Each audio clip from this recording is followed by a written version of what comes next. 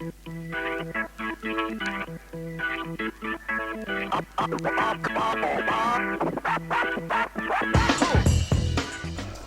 in 1999, developed by Neversoft, and published by Activision, comes one of the most addictive sports games ever in Tony Hawk's Pro Skater. The game was released on the PlayStation, Nintendo 64, Dreamcast, Game Boy Color, and N-Gage.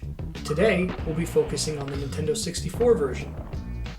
In Tony Hawk's Pro Skater, you skate as one of 10 real-life skaters and accomplish goals such as getting the high score or finding the secret tape hidden in each level. You can use the C buttons to do flip tricks, such as the Kickflip, Yo, do a kickflip!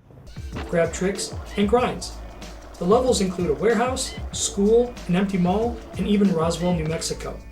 If you are a newcomer to the series, or someone who glossed over the original, why would you want to play this game? Well, for one, the game has fun, albeit limited, couch co-op. You can play modes such as horse, graffiti, or just explore the world in free skate. Another would be the game's simplicity. Whenever I encounter anyone who has never played a Tony Hawk game before, I sit them down and let them play this one. Although every sequel added more mechanics and the original Pro Skater is bare bones in comparison, don't let that fool you. The mechanics here are near perfect. Finally, the biggest reason, at least for me, is the soundtrack. With bands such as Dead Kennedys, Primus, and Goldfinger, the songs on here are often celebrated as being one of the greatest licensed video game soundtracks in gaming history. For all the greatness that is Tony Hawk's Pro Skater, the N64 has arguably the worst controls of the bunch. Although the N64's C buttons are mapped similarly to the other versions, you would expect the A and B buttons to do something other than select items in the menu. Once you get in the game, they do nothing.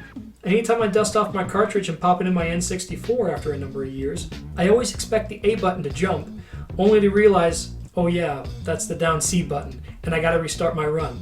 It's a little annoying, small little thing, but not a big deal overall. The other issue with the controls is the controller itself.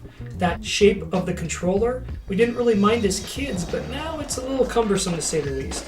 You can use the analog stick or the D-pad to control your skating. Now that these controllers are decades old, the analog sticks are not as good as they used to be, so I prefer the D-pad. Although I will say I prefer the D-pad on the PlayStation controller more. The controls are not a deal breaker here by any means, but it might take some time to get used to.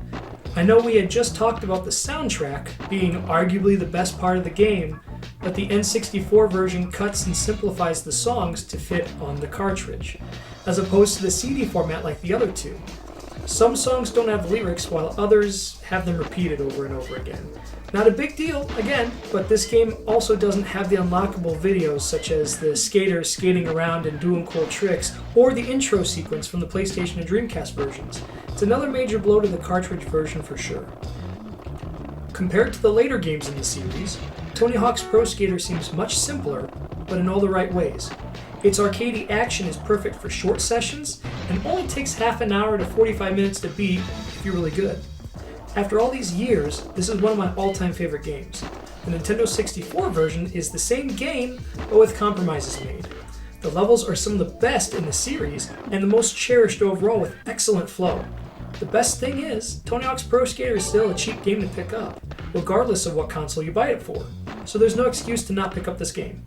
Although the N64 game is not the most ideal way to play, for fans of the series, it's not a bad place to start. Despite the lack of video, the compromised soundtrack, and the odd controls, it's still Tony Hawk's Pro Skater at the end of the day. The same game that inspired an entire generation to get off the couch, pick up a board, and skate.